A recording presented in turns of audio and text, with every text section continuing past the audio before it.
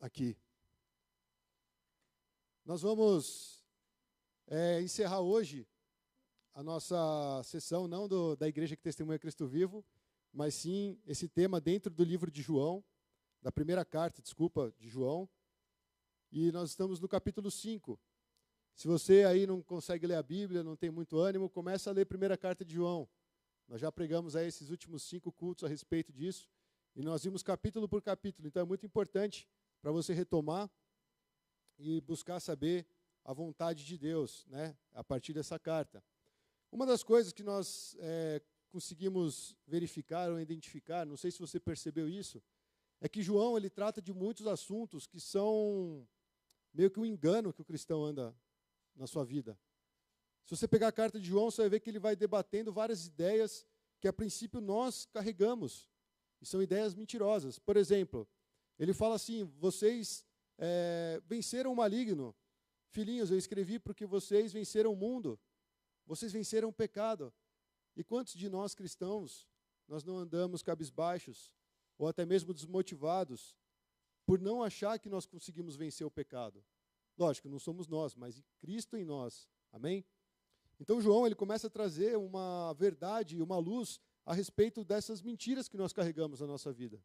E eu te garanto, irmãos, um motivo da nossa infelicidade é acreditar em muitas mentiras. Um dos motivos da nossa falência espiritual é acreditarmos em mentiras. E aí nós vimos, nós somos filhos de Deus. Nós vimos que Cristo quer brilhar a sua luz sobre nós. Aquele que crê em Deus não vai viver no pecado. Aquele que ama a Deus vai amar o seu irmão. Então nós vimos que isso tudo começa a confrontar algumas mentiras, né? Então, uma delas, por exemplo, como nós vimos no culto passado, falamos sobre o amor de Deus. Se você pensa assim, eu não sinto o amor de Deus, então você tem que rever aquele culto, né? Aquela pregação, porque ela mostra que Cristo morreu por nós e Deus enviou o seu Filho e isso garante que Ele nos ama. Essa é a maior prova de amor. Normalmente as mulheres, né, talvez em alguma fase da vida, quando estão super apaixonadas, acham que o fato do cara tá andando com ela, de repente vem uma poça de lama, né? Não sei se existe isso nos dias de hoje, na minha época existia. O cara vai lá e põe o casaco para a moça passar, né? Vocês já viram isso? Acho que os jovens aí nem sabem do que eu estou falando, né? Hoje em dia o cara está no celular, pisa na poça e vai embora, nem sabe se a mulher ficou para trás, se não ficou. Mas antigamente tinha essa ideia, né? Se você pegar um gibi da Mônica e tal, aparece isso. Só os mais velhos estão rindo, porque eles sabem do que eu estou falando. Mas isso é o quê? É uma visão romântica das coisas, né? Nossa, esse aí vai ser o cara perfeito, o cara que quando está chovendo ele abre a porta do carro para mim, me espera sair, né, e tal. Ok, mas isso é uma prova de amor? Pode ser que sim, pode ser que não. De repente, quando você afirmar o seu compromisso, o cara já... Cadê meu sapato, mulher? Pega lá não sei o quê, faz isso, faz aquilo. E você vira uma empregada do cara. Né? Isso aí é o engano, que a gente não caia nesse engano. Mas a prova de amor de Deus é verdadeira. E João vai trazendo isso toda hora na sua carta. Ele toda hora vai confirmando para a gente, nós sabemos que nós somos filhos de Deus, nós sabemos que nós somos especiais, porque o amor de Deus foi derramado em nossos corações por conta de Cristo. Né? Então, esse papo de não conseguir amar o irmão, esse papo de não conseguir vencer o pecado, a gente tem que começar a voltar para a Bíblia. E é um desafio para nós. Porque, não sei você, quando você está aí com tempo livre, o que passa na sua cabeça? Quais são as dúvidas, quais são as questões com Deus? Né? Eu tenho muitas questões com Deus. E, na verdade, só Ele pode responder para mim. Eu posso até desabafar com algum irmão, mas Deus, Ele conhece meu coração. E Ele sabe as questões que eu levanto para Ele. Mas uma coisa Ele vai fazer, Ele não vai perverter a palavra de Deus para poder atender a minha demanda. Ele quer que eu vá até a sua palavra e entenda qual é a verdade. E aquela verdade substitua essa mentira na minha mente. Não é isso que Romanos fala? Renovar o entendimento, renovar a mente, né? Transformai-vos pela renovação do vosso entendimento. Para quê? Vocês lembram do resto? É isso mesmo. Renovar a mente para poder experimentar a boa, perfeita e agradável vontade de Deus. Então, se você tem andado meio cabisbaixo aí, irmão, eu te sugiro, volte para a palavra de Deus, tenha um tempo com o Senhor, renova o seu entendimento, renova a sua forma de pensar, isso tudo com base na palavra de Deus, amém? E o 1 João é um excelente livro para você poder andar na verdade.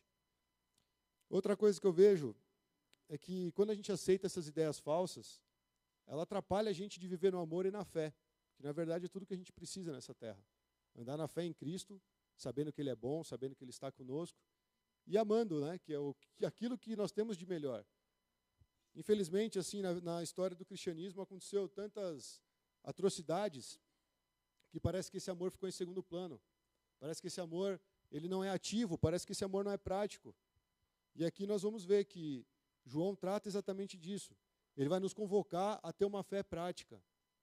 João, ele não quer um bando de cristãos sendo alienados, andando em pecado, achando que eles são derrotados por Satanás, mas ele quer que os filhos de Deus se levantem e abracem essa verdade. Ele estava combatendo nessa carta o gnosticismo, que não é só a questão de falar que Jesus não veio em carne, mas tinham muitas coisas por trás do gnosticismo. Uma delas é que você seria salvo pelo simples fato de você conhecer as coisas, de você buscar um conhecimento. E às vezes a gente acha que é isso, né?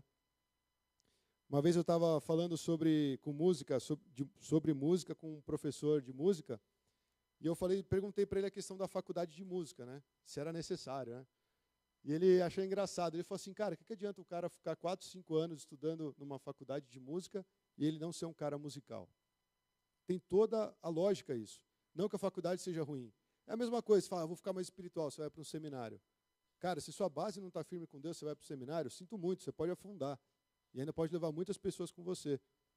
Então o lance não é você ir buscar conhecimento, mas você saber aplicar aquilo que você já tem nas suas mãos.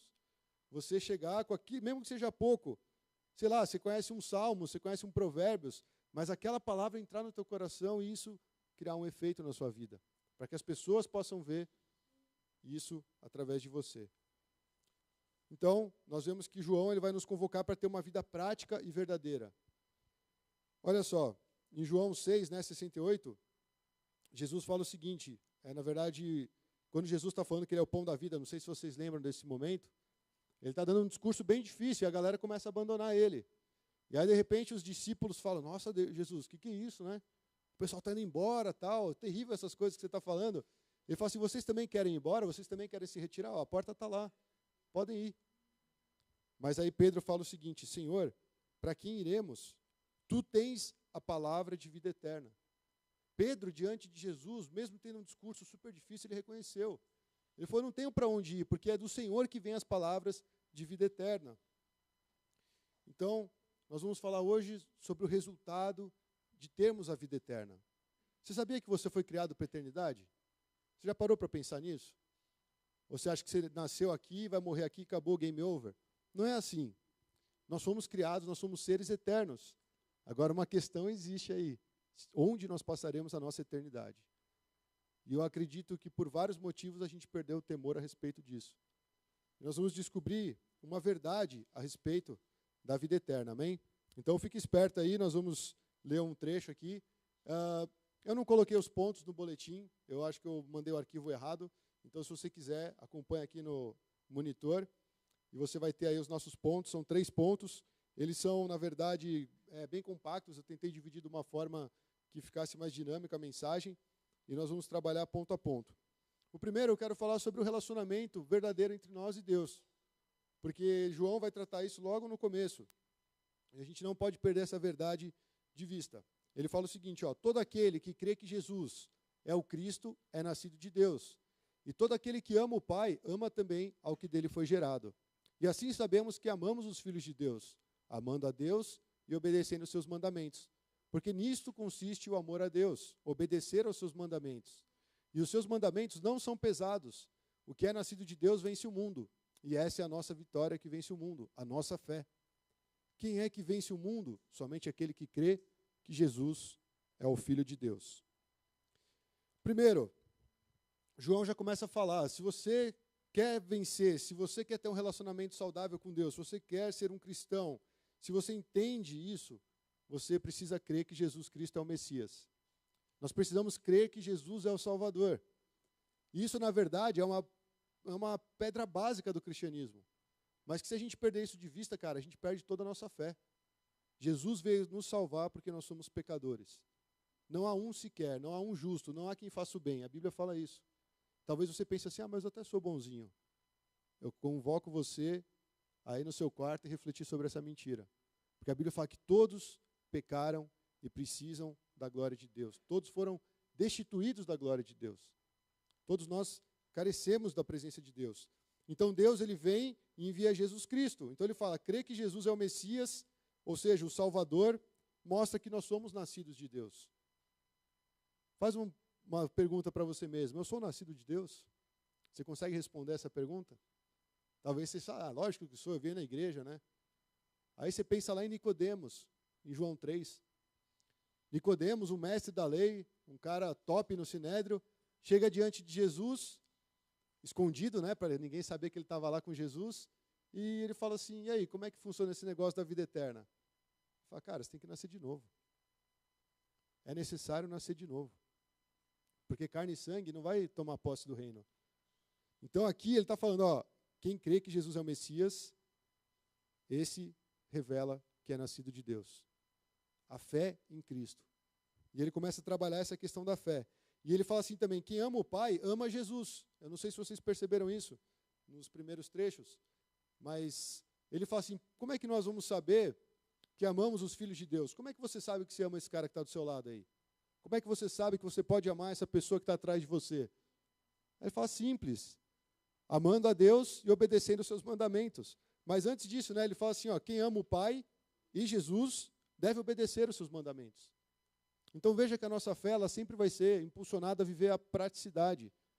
Não é uma fé intelectual, não é uma fé de conhecimento só, é uma fé prática. Beleza, você ama Deus? Legal, o que você está fazendo por Cristo? Você ama Jesus, mas você tem obedecido os mandamentos? Ou a gente está na graça e não precisa obedecer mais nada, você faz o que você quer da vida? Esse é um ponto muito importante, irmãos. Porque eu volto a falar, João ele está começando a cavar mais mentiras que existem no nosso coração. E aqui ele está convocando, se você ama a Deus, você é nascido de Deus, porque você crê em Cristo, então você vai amar os seus irmãos, mas consequentemente, como é que a gente sabe que a gente ama a Deus? A partir do momento que nós obedecemos os seus mandamentos. E aqui é um grande problema, sabe por quê? Porque de repente a gente corre o risco de virar legalista. Cumprir a lei, viver pela lei. E aí você fala, meu Deus, então o que eu vou fazer da vida? Corre para Jesus. É a única forma. E outra coisa aqui, né, os mandamentos eles não são pesados. Muitos cristãos eu vejo que vivem a vida de uma forma como se tivesse um peso sobre as suas costas. E nós vamos ver aqui que o que vence o mundo é a nossa fé. E essa fé é no Cristo que nos salva. Então, de que forma essa fé em Cristo te deixa viver uma vida livre, uma vida liberta, uma vida restaurada, ao invés de uma vida cheia de peso? Eu não sei como é que você entende essa passagem sobre obedecer os mandamentos do Senhor. Mas com certeza, se Deus fala, não faça isso, é porque Ele quer ser obedecido, Ele quer ser ouvido.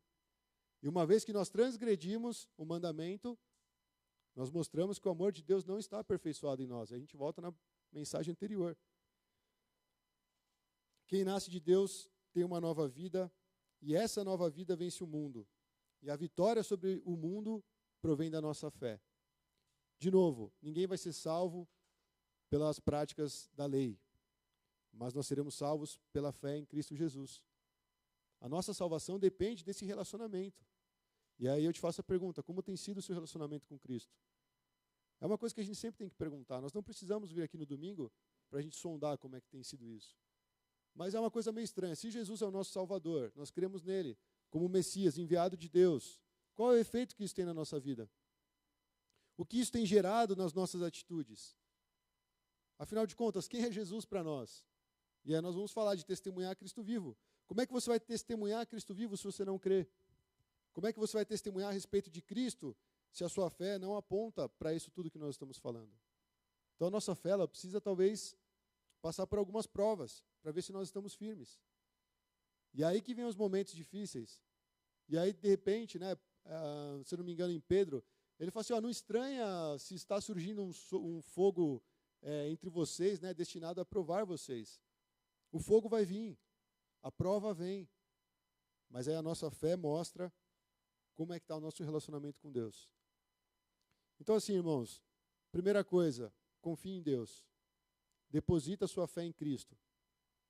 Mesmo na prova, mesmo na dificuldade, Ele está interessado na sua vida.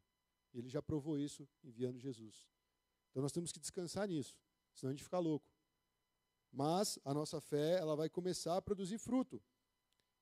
A nossa fé leva a gente a crer que ele é filho de Deus, e essa fé ela vai ser desenvolvida para que possa gerar esse fruto. Então, isso tudo que eu estou falando é o fundamento para o que nós vamos tratar a seguir, no próximo ponto. E esse ponto eu vou falar o quê? Do Filho de Deus e a vida eterna. Talvez esse seja o ponto talvez um pouco mais comprido, mas é o mais importante da mensagem. Porque primeiro nós falamos do relacionamento correto entre nós e Deus. Nós precisamos crer em Jesus como sendo enviado de Deus. A nossa fé é aquela que vai garantir a nossa vitória. Mas a nossa fé em quem? Em Cristo. Amém? E agora nós vamos lá ver o que tem a ver o Filho de Deus com a vida eterna. Qual é a relação que João trabalha? Então ele fala assim, ó, ou seja, Jesus, né, é aquele que veio por meio da água e sangue, Jesus Cristo. Não somente por água, mas por água e sangue. E o Espírito é quem dá testemunho, porque o Espírito é a verdade. E há três que dão testemunho, o Espírito, a água e o sangue. E os três são unânimes.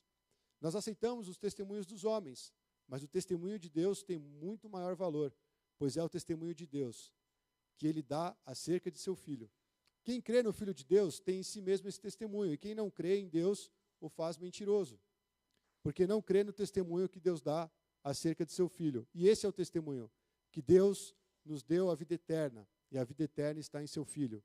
Quem tem o Filho tem a vida, quem não tem o Filho de Deus não tem a vida.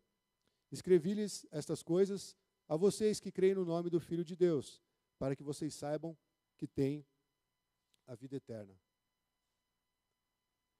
Então vamos lá, o Filho de Deus é a vida eterna. João aqui ele fala sobre o testemunho de Jesus Cristo e como nós devemos colocar isso em prática através da nossa fé. Primeira coisa, ele fala da água. Não sei se vocês repararam, esse trecho aí parece que é um texto difícil, né? Água, sangue, espírito. Mas basicamente a água ela está apontando para o batismo de Jesus. Está falando assim, Jesus realmente veio, ele é o enviado de Deus, ele foi enviado por Deus e ele passou pelo batismo. Ele passou por esse processo, mesmo sendo santo. É uma referência ao batismo de Jesus. E o sangue fala a respeito da morte de Cristo, para testificar, ele realmente veio, ele realmente morreu. Ele esteve entre nós. E o Espírito, né, que ele fala que dá o testemunho, né, mostra que ele é a verdade. Então o Espírito ele testifica a respeito disso. E a forma como está apresentado esse verbo, né, dá um testemunho, fala, o Espírito dá um testemunho. Mostra que é uma atividade contínua.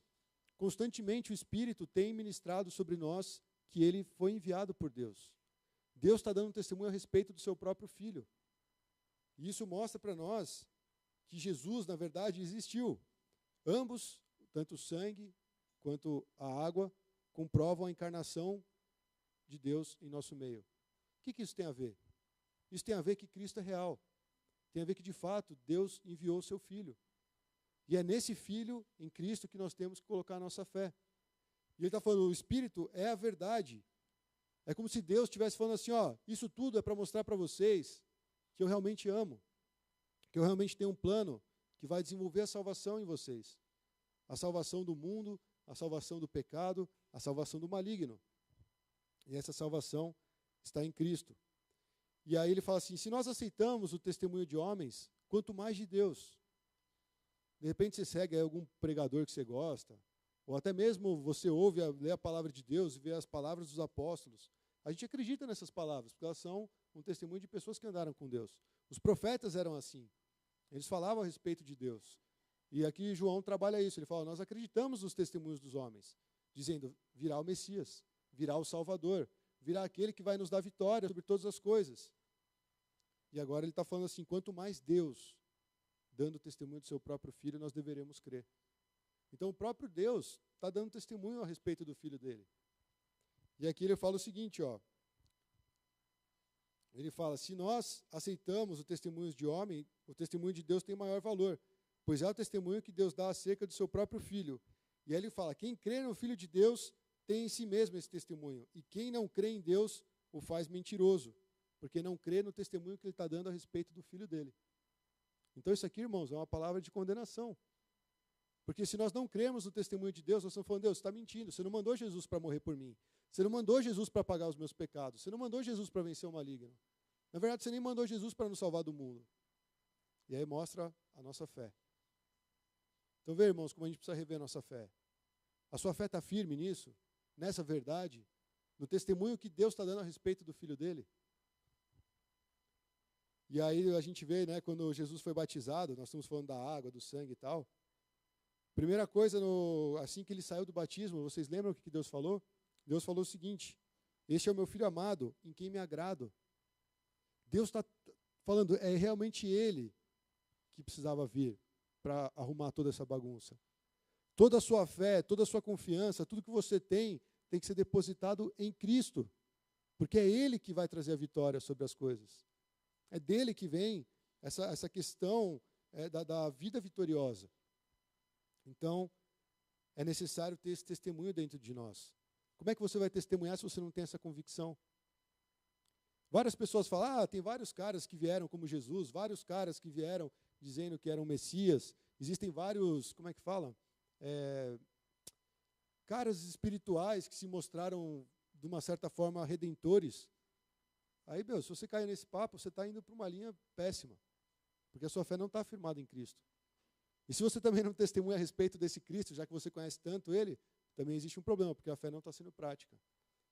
Então ele está falando, Deus está dando testemunho a respeito do Filho dele. Se nós temos o Filho, nós também daremos testemunho a respeito disso. Então, ele fala a nossa maior promessa, talvez, do cristianismo. Ele fala, quem tem o Filho tem a vida eterna. Ou seja, a vida eterna é o próprio Cristo. A vida eterna, que é onde nós queremos chegar, está em Jesus. Ele fala, a vida eterna que eu estou dando para vocês está em meu Filho. Vivam nele, vivam para ele, por ele. Então o foco, irmãos, é Cristo. Ele fala, quem tem o Filho tem a vida, quem não tem o Filho não tem a vida. Eu lembro que uma vez eu estava discutindo com um amigo meu, a gente estava numa fazenda, a gente estava andando por muitas horas, discutindo a respeito da fé. Eu falei, mano, como é que eu vou convencer esse cara? Eu falava todos os versículos que eu sabia, eu falava todas as passagens que mostravam que Jesus era o Filho de Deus, que era Ele que poderia nos salvar do pecado, do mundo, do diabo. E ele rebatia toda hora, cara, não conseguia convencer o cara. E eu falei, vou te falar uma coisa, tem uma parte na Bíblia que fala assim, quem crê no Filho tem a vida, quem não crê não tem a vida. Aí ele achou um absurdo. Mas é lógico, porque a palavra ela vai escandalizar aquele cara que não crê em Cristo. Em um determinado momento, eu lembro que nós estávamos andando, eu falei, Deus, eu não sei mais o que falar para ele.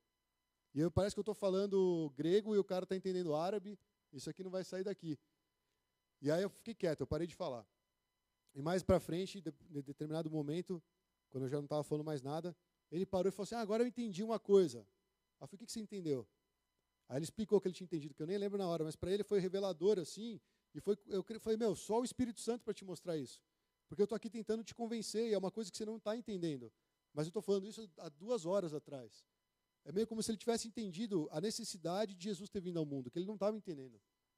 Porque, quer dizer, então se eu não tenho filho, eu não tenho a vida, então Jesus é injusto, não sei o quê. Cara, você nem crê nele, como é que você quer ter a vida? A Bíblia está falando, não há vida eterna para aqueles que não creem em Cristo. Ou seja, essa possibilidade da vida eterna com Deus. E agora uma outra pergunta que eu tenho que fazer, irmãos. Essa vida eterna é especial para você? Isso é importante para você? De fato, para você, se eu tivesse cara a cara com cada um aqui numa sala, eu ia perguntar, essa questão da vida eterna tem importância para a sua vida? Você acha isso relevante? Porque isso mostra como nós estamos vivendo aqui. Isso mostra quais são as nossas prioridades. Se a vida eterna é importante para a gente tem que estar focado nela. Todo o nosso esforço, tudo que nós temos aqui tem que ser direcionado para essa questão da vida eterna. Igual Pedro falou, eu não sei para onde ir. Tem tantos mestres, tem tantos rabinos, tem tantas pessoas que promovem, talvez, um grupo que vai trazer a salvação para Israel. Mas não tem para onde eu ir, só o Senhor tem palavras de vida eterna. É essa palavra que eu quero me alimentar, porque é ela que vai me dar a garantia futura.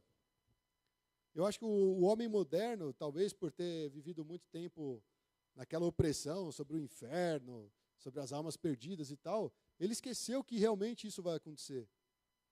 E a vida eterna, ela vai ser vivida ou não na presença de Deus. Por isso que ele está falando aqui a questão da fé. Então a vida eterna é a vida de Cristo, e essa vida eterna, ela começa agora. Se a vida eterna é importante para você e para mim, nós temos que mostrar isso hoje. Hoje. Hoje é o momento de você falar assim, eu já estou vivendo essa vida eterna. Porque a vida eterna é Cristo. A vida eterna está no Filho de Deus. Quem não tem o Filho não tem a vida, mas se eu tenho o Filho, então eu preciso desfrutar dessa vida eterna. E eu creio que tem gente que, de repente, passam anos na igreja, mas nunca tomaram essa decisão sincera. Não estou dizendo uma decisão de falar, levanta a sua mão se você crê que Jesus é o Filho de Deus. Porque numa pregação você crê, na outra você já está rebelde com Deus. Mas realmente ter esse coração de falar, Deus, eu preciso dessa vida eterna. Eu quero desfrutar desse relacionamento com o Senhor Jesus. Eu quero ser salvo dos meus pecados. Eu quero ser salvo das mãos de Satanás. Eu quero ser salvo desse mundo que é perverso. Eu quero sair disso. Eu quero viver essa vida. É isso que um cristão tem que ansiar. O resto é supérfluo. Se você vai ser rico, isso não importa. Se você vai ter uma família grande, pequena, feliz ou atribulada, não importa. Porque o principal é se você tem esse relacionamento com Jesus. E isso vai afetar toda a nossa vida, irmãos. Isso, na verdade, já tem afetado a nossa comunidade, tem afetado a sua casa, tem afetado o seu coração. Então, corre atrás da vida eterna. Não que você vai precisar fazer um esforço para alcançar, porque ela está disponível em Jesus. Mas você precisa andar com Cristo. Nós precisamos andar com Cristo. E eu acho chato, porque muitas vezes nós pregamos isso aqui na frente, e eu não sei como é que está o coração de cada um de vocês. Hoje em dia nós somos muito levados pela tecnologia.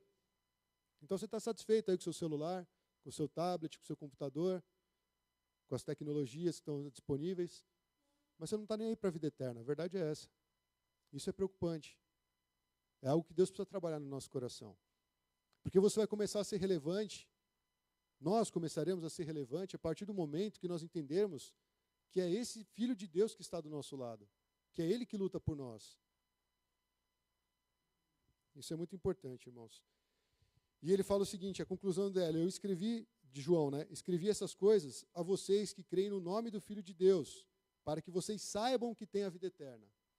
Então tudo vem, por isso que eu estou trabalhando essa questão da fé desde lá de trás. Tudo vai como está a nossa fé. Se você tem fé no Filho de Deus, você tem a vida eterna. Se você está titubeando aqui, revê a sua fé. Repensa se você está firme na fé. É uma avaliação que eu também tenho que fazer. E eu vou te falar, não é que você vai ter um caminhar perfeito, não é que você vai acertar todas, não é que você vai acordar todo dia sorrindo, feliz da vida, dando bom dia para todo mundo, fazendo bem para todo mundo que você acha na rua. Mas você vai buscar em Cristo. Como eu tenho que agir hoje? Senhor, o que o Senhor tem para mim hoje? Deus, de que forma eu posso viver hoje? Isso é depender de Cristo. Isso é crer em Cristo. Isso é confiar em Jesus. Não só falar, eu sou um cristão. Isso não basta. Isso não é suficiente. Isso é uma mentira que não sei por que a igreja abraçou.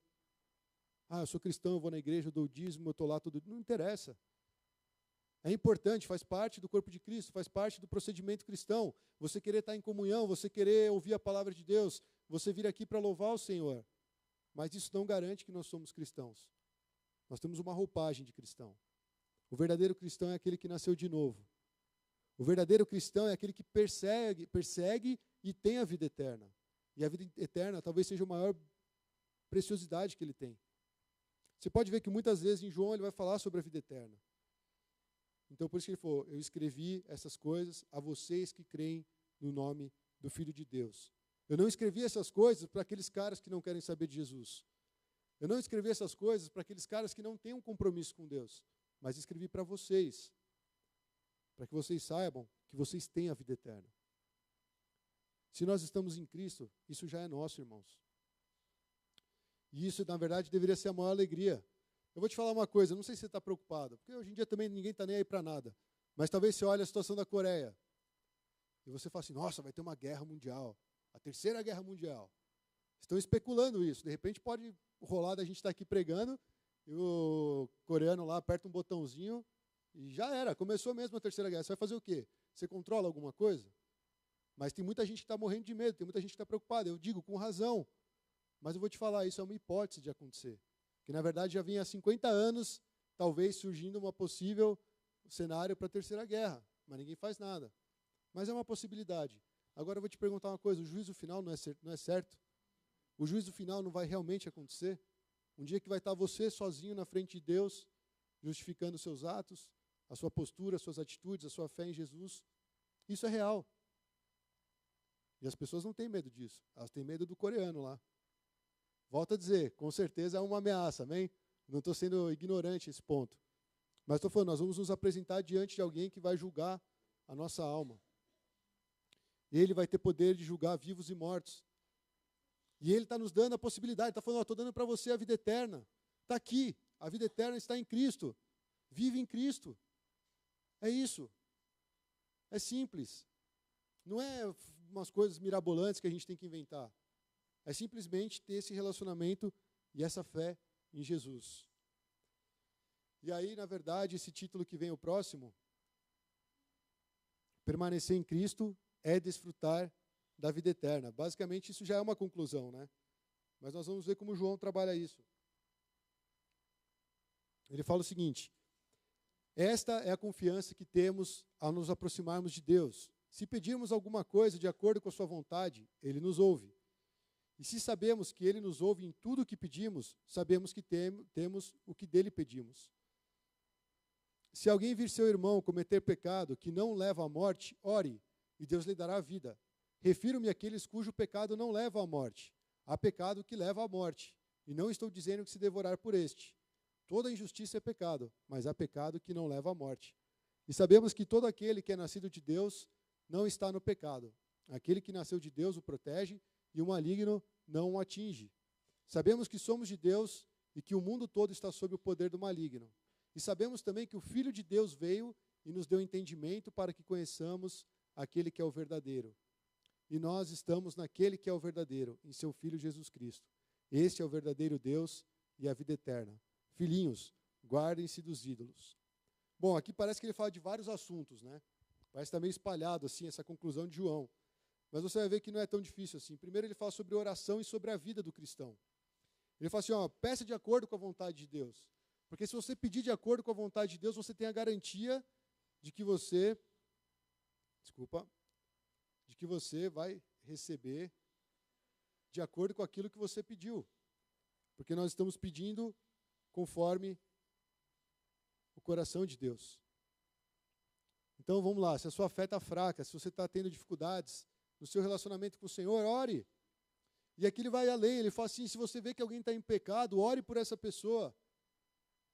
E aí ele começa a fazer um discurso que parece meio estranho, né? Parece que ele vai criar uma lista de pecados que podem ser cometidos e de pecados que você não deve cometer.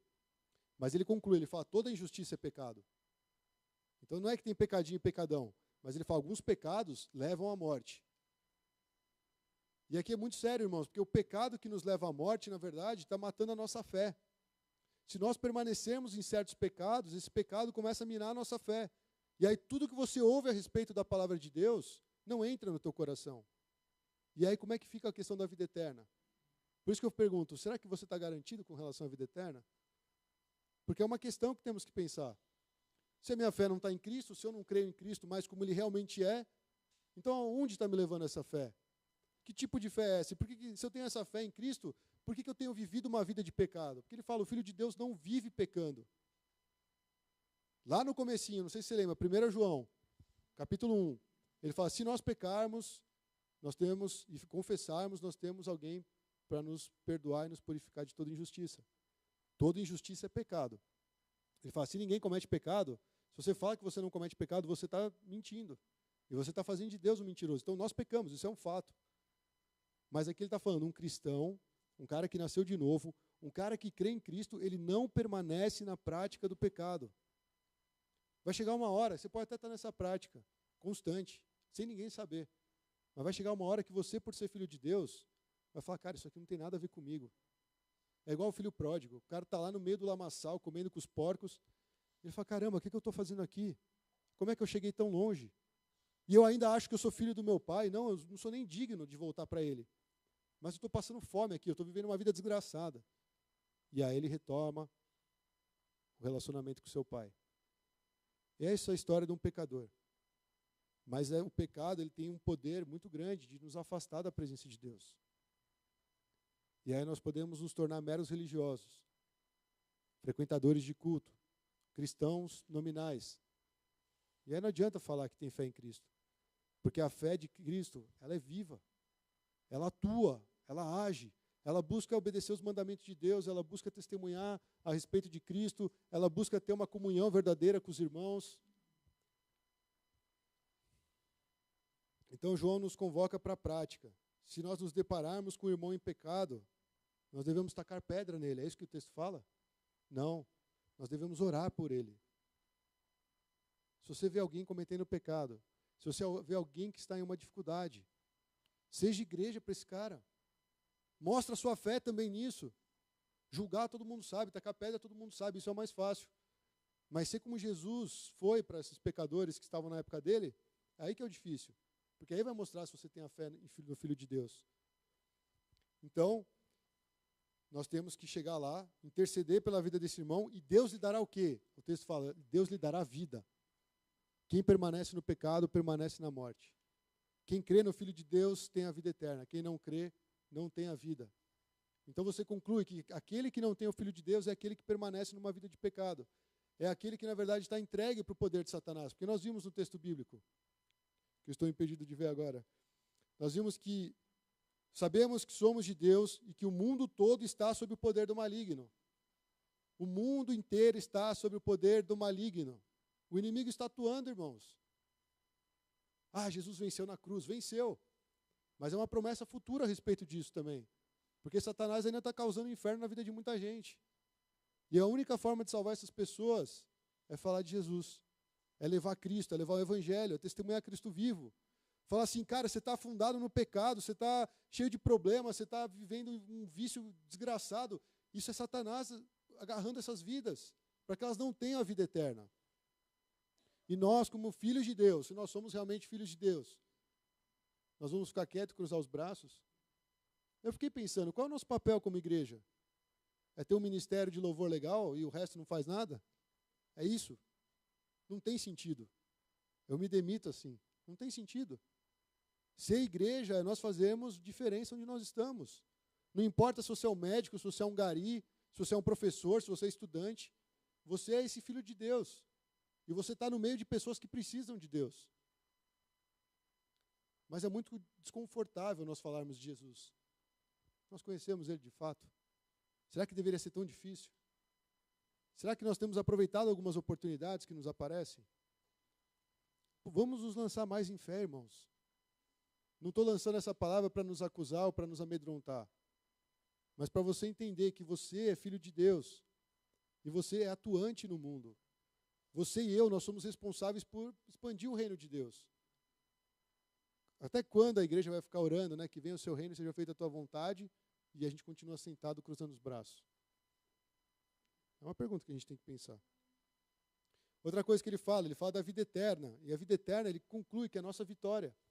Porque ele fala assim, ó, nessa afirmação sobre a vida eterna, nós podemos saber que nós superamos e vencemos o pecado, que nós realmente vencemos o ódio, porque nós temos amor aos irmãos. Deus nos dá essa possibilidade de nós amarmos.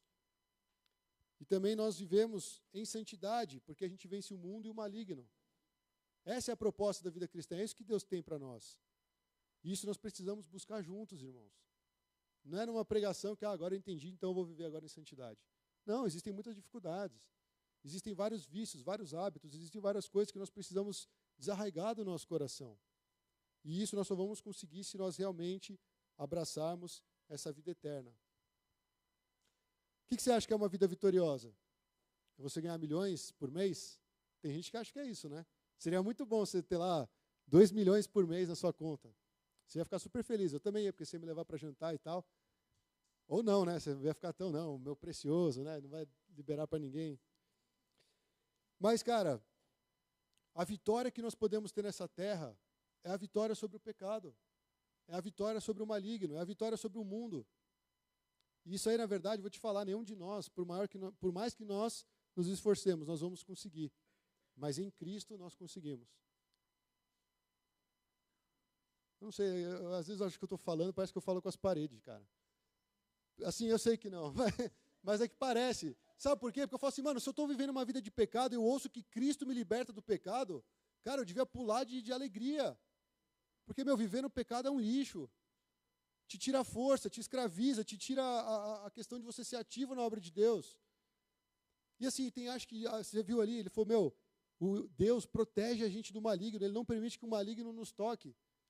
Aí eu fico imaginando Jesus, vai lá, cara, eu conquistei tudo para vocês, eu dei dons para a igreja, eu capacitei cada um de vocês para viver como meu filho, e vocês podem ser como eu fui na terra. De repente ele olha para a igreja está lá adorando assim. Tá, legal, já recebi, mas agora vocês vão fazer o que com isso? E continua adorando, continua adorando. Mas não é adorar de adoração, é só de cantar. É um evento, é um momento, tipo, que faz mais bem para a gente do que para Deus, talvez. Qual é o fruto disso? E aqueles que não cantam, ou que não gostam, ou que não conhecem música, ou que são surdos, como é que eles vão adorar a Deus? A nossa vida tem que adorar a Deus. As nossas decisões, as nossas prioridades, as nossas escolhas. Isso é adoração a Deus. E de repente você vai falar assim, cara, eu pequei. Você vai ficar mal, você vai ficar constrangido. Mas você vai entrar no trono diante do trono da graça. E vai falar, Senhor, eu quero encontrar favor diante de Ti. E Ele vai te mostrar que Jesus morreu. E ressuscitou. E Ele te purifica de todo pecado. E aí sabe o que você faz? Você levanta e vai pecar de novo. Será que é isso a vida cristã? Isso é uma vida meio louca. Porque Jesus, na verdade, não está fazendo nada na nossa vida. Se Ele é vivo, se Ele é eficaz, como nós temos levado esse relacionamento a sério? Sabe, é uma coisa que, cara, só cada um aí sabe no coração. E, aliás, eu me disponho, se você quiser conversar a respeito disso, porque eu acho que tem feito falta isso. Eu me disponho, vamos conversar junto, vamos caminhar junto. Chega assim e fala, cara, ó, eu não consigo vencer isso. Ó, eu não concordo com isso, eu não gosto daquilo. Não caminha sozinho. A gente tem um sério problema aqui na Pão. Todo mundo é autossuficiente e todo mundo quer ser independente. E isso, na verdade, é a porta que a gente está abrindo para um abismo. Porque Jesus não falou isso da igreja dele. Jesus falou, caminhem juntos, dependam de mim, Ele é o foco, Ele é o centro. Não é um pregador, não é o pastor, não é um ministro, muito menos, né? Até mais porque eu sou super imperfeito. Mas essa proposta de nós caminharmos juntos, de nós sermos sinceros, de nós queremos avançar, isso é a igreja. Agora, cumprir tabela, cara, sério, vai para a praia que é melhor, mais gostoso, né? Fazia tempo que eu não ia, gostei pra caramba de ter ido. Um dia foi bom, imagina se fosse 2, 3. Mas estou dizendo, não tem sentido nós estarmos sentados aqui 2, 3 horas do nosso dia para ouvir algumas coisas que daqui a pouco nós vamos esquecer. Leva a sério a sua fé. Leva a sério a sua decisão por Cristo. Leva a sério a verdade de Deus. Porque no final das contas, quando chegar o dia do julgamento, é você e Deus. É você e Deus. Você é responsável pela sua vida. Você é responsável pela sua espiritualidade. Eu sou responsável pela minha espiritualidade. Eu sou responsável pela minha vida, se eu tenho a vida em Cristo ou não. E o ser humano, ele é campeão em botar uma fantasia, botar uma máscara e falar, eu sou um cristão. E sai por aí vivendo do jeito que quer. Até aqueles que expulsaram demônios, que curaram enfermos, vão chegar para Jesus e ele vai falar, não conheço vocês. Quanto mais aqueles que não fazem nada para o reino de Deus.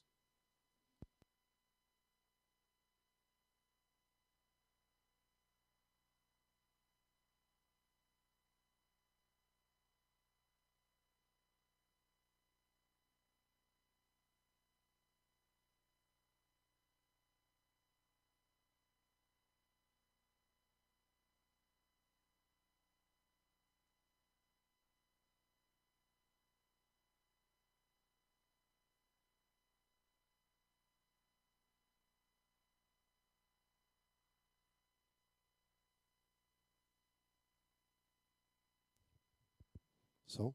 Aí. Falou de não fazer nada, já veio o Champs. Tá aí. Obrigado. Então, irmãos, a vida eterna é uma vida vitoriosa. E é isso que Cristo nos dá de bandeja. Tó, para você a vida eterna. Uma vida que está acima do pecado, que está acima de Satanás, que está acima do mundo. Uma vida com Cristo. Então eu penso assim, o que vence o mundo? O que vence as coisas? João fala, é a nossa fé. Então, a coisa que nós mais precisamos cuidar é da nossa fé. Eu sempre falo, né, nós estamos numa época que a galera gosta de malhar bastante, gosta de comer direitinho. É bom isso, faz parte, né? Você está cuidando do seu corpo. Alguns até exageram nisso. Mas pensa, se você consegue ser criterioso para o que você vai comer ou não, para o tipo de exercício que você vai fazer ou não, para você não se machucar, quanto mais para a sua fé, deveria ser o maior critério. cara, eu tô realmente andando nos mandamentos de Deus ou eu não estou nem aí para o mandamento de Deus? Eu realmente conheço a verdade ou eu estou aceitando tudo que estão me falando? Eu realmente compartilho aquilo que eu tenho vivido ou eu tenho vivido omisso? E aí você vai começar a sondar como é que está a sua fé. Então a gente precisa talvez mudar o nosso sentimento a respeito disso. E começar a falar assim, cara, eu quero mudar. Eu quero viver em Cristo. Eu quero crescer, porque Jesus não me chamou para ficar estagnado. Jesus não me chamou para ficar que nem uma estátua. Jesus não me chamou para ficar olhando para trás falando, nossa, como era bonito o meu tempo. E aí vai passando os anos. Daqui a pouco você está com cabelo branco falando, nossa, como era legal o começo da pão. Já passou, velho, já aconteceu um monte de coisa. A vida eterna começa hoje. A vida eterna começa agora, já começou. A gente está vivendo já para a vida eterna. Então isso é uma mentira também que os cristãos carregam. Né? Eu sou salvo, então beleza, acabou minha tarefa no mundo. É só cruzar os braços, Jesus vai voltar e eu vou estar com ele. Não, isso é um discurso totalmente louco, que não tem nada a ver com a Bíblia. Jesus fala, você foi chamado, você é filho de Deus, você crê no Messias? Ame, siga os mandamentos, seja como Cristo. Ore pelo seu irmão que está em pecado. Vive em comunhão com os irmãos. São várias coisas que nós temos que alcançar. Talvez a gente ainda não tenha alcançado algumas coisas, mas nós vamos caminhar para isso. O último que ele fala é sobre um entendimento para permanecer. Né? Ele fala, Jesus nos deu entendimento para que pudéssemos conhecê-lo e para que pudéssemos permanecer nele. Então Jesus nos dá entendimento. É como se ele chegasse e ensinasse, ele continua ensinando. Ele ainda é mestre. Ele ainda é aquele que senta e ensina como sabedoria, que não ensina como os religiosos. Ele é aquele que conhece o nosso coração e tem potencial e poder para alcançar o nosso coração e mudar os pensamentos. E ele conclui dizendo que Jesus é o verdadeiro Deus e a vida eterna. Se você encontrar um muçulmano por aí, e ele falar, você viaja na maionese, porque Jesus não é Deus, Deus só é Alá e tal, você pega o trecho de João e fala, ó, ele é o Deus e ele é a vida eterna. Jesus, ele é o próprio Deus. Então Jesus não é o seu camarada, que você vai lá dar um tapinha no ombro dele. Ele é Deus. Ele tem todo o poder, toda a glória. E ele quer compartilhar essa glória com os filhos. E depois dele concluir dizendo que Jesus é o verdadeiro Deus e a vida eterna, em outras palavras, ele está falando, se você permanecer em Jesus, você já está desfrutando a vida eterna. Você já tem a vida eterna, você está desfrutando a vida eterna e você vai caminhar para a vida eterna. Não vai ser nada novidade. Deveria ser assim nossa vida, né? Nós andarmos a tal ponto que a gente sentisse realmente Jesus do nosso lado. E a gente realmente conseguisse ouvir o que ele está nos falando, enxergar como ele enxerga. Mas é o que eu falei, nós temos um processo longo pela frente. Temos uma luta ainda contra o pecado. Por mais que Jesus já tenha nos dado a vitória sobre ele, nós temos que continuar resistindo, porque a nossa natureza sempre vai cair para esse lado. Mas Jesus quer nos mostrar um outro caminho. Esse caminho do novo nascimento, da nova vida em Cristo. E a última ressalva que João faz, parece estranha nesse contexto, é guardem-se dos ídolos. E aqui, essa palavra poderia dar uma pregação inteira para nós. A partir desse trecho só, filhinhos, guardem-se dos ídolos. Porque aqui João encerra sua carta, não fala amém, não fala abraço, não fala beijo, ele simplesmente fala, se guardem dos ídolos. Porque ele sabe que o coração do homem é corrupto. Ele sabe que nós somos especialistas em colocar no trono que deveria ser do Senhor várias coisas que não tem nada a ver com o reino. Às vezes a gente coloca o nosso matrimônio, às vezes a gente coloca o nosso filho, às vezes a gente coloca a nossa faculdade, às vezes a gente coloca colegas, às vezes a gente coloca nossos familiares, às vezes a gente coloca nosso traseirinho gordo lá sentado no trono, e Jesus está longe. Então ele fala, guardem-se dos ídolos. Ídolo é algo que desonra a Deus. Se nós cultivamos algum ídolo, se nós temos alguma espécie de idolatria, nós precisamos orar para que isso seja quebrado. Porque isso impede que Cristo seja o Senhor da nossa vida. E eu lembro, bem no comecinho da Pão, uma época foi pregado sobre isso, né? Como se falando assim, quem é o Senhor da sua vida? Quem realmente está sentado no trono que está governando a sua vida? É muito importante essa pergunta. Quem tem governado a sua vida? Quem assumiu o controle da sua vida? Em quem realmente você confia? Tem muitas pessoas que gostam, né, daqueles caras rockstar, popstar, não sei o que e tal, porque acaba se espelhando nele. Fala, quero ser igual esse cara. Usa as mesmas roupas, quer cantar igual ou tocar igual, quer fazer os mesmos gestos. E as coisas vão se aprendendo, né? E quando você vai ver, na verdade, o que aquilo lá está te oferecendo? Nada. Aquilo lá não te dá vida eterna. Talvez você tenha, por alguns momentos, um entusiasmo, mas um dia isso vai se extinguir. Você vai fazer uma tatuagem aí do Justin Bieber, depois você vai ter 80 anos, vai vir seu neto e vai falar, que esse bicho nas tuas costas aí? Você vai falar, você nem vai saber quem é. Alguém conhece o Jordi aqui, tirando os caras da minha idade? Ninguém sabe quem é o Jordi. Imagina se eu tivesse uma tatuagem do Jordi. Não tem nada a ver. Põe no Wikipedia depois. Mas é um molequinho, é o nosso Justin Bieber da nossa época. Jordi. Bom, tudo bem. Depois eu canto para vocês o trecho. Eu estava vendo um documentário sobre uma banda de rock muito interessante. E os caras, eu vi no documentário que a única coisa que os caras queriam era realmente alcançar a fama. Não importava onde eles estivessem tocando, mas eles queriam ter fama. E aí os caras fazem umas coisas absurdas assim, que você fala, meu, como é que o cara consegue conceber isso? E aí essa banda começou a ter uma certa projeção nos Estados Unidos, e os fãs começaram a aderir a essa banda, começaram a seguir a moda dos caras, começaram a criar um fã-clube e tal, tinha até nome para o fã-clube, que não vale a pena falar aqui. E aí uma vez eles ficaram famosos, porque assim, o cara ia, vamos supor, esse espaço é meu, eu tá vencendo aluguel, não vou mais renovar o aluguel, e eu chamei essa banda para vir aqui fazer esse show, e eu falo assim, ó, não é mais meu, dane-se, pode roubar tudo, pode quebrar tudo, pode fazer o que vocês quiserem, porque eu não vou renovar o contrato. E a banda ficou famosa por isso. Então os caras iam no show dos caras para quebrar tudo. E eles ficavam tocando. E aí isso aconteceu várias vezes, em vários momentos da turnê. E aí eu falei, mano, o que leva um ser humano a fazer isso? Na verdade, eles tinham um ídolo. O ídolo é aquela banda. Não, nós vamos ser os seguidores desses caras. E aí teve um cara que começou ele falou assim, eu faço o papel do malvado da banda. Então, quando eu vejo alguém parado, eu queria esse cara pregando na igreja. Quando eu vejo alguém parado assim, eu vou parar tudo, vou apontar o holofote nele e vou falar, você não veio no meu show para ficar parado. E aí toda a multidão olhava para esse cara e meio que começava sabe, criar aquele clima do cara ficar constrangido? E tinha gente que ia embora do show. Ele falou, se você quer ficar no show, você vai ter que curtir o show. E ele começou a virar esse bad guy, né? E a galera começou a aderir a esse movimento. E um dia esses caras começaram a falar assim, cara, o que vai rolar aqui vai ser rock and roll.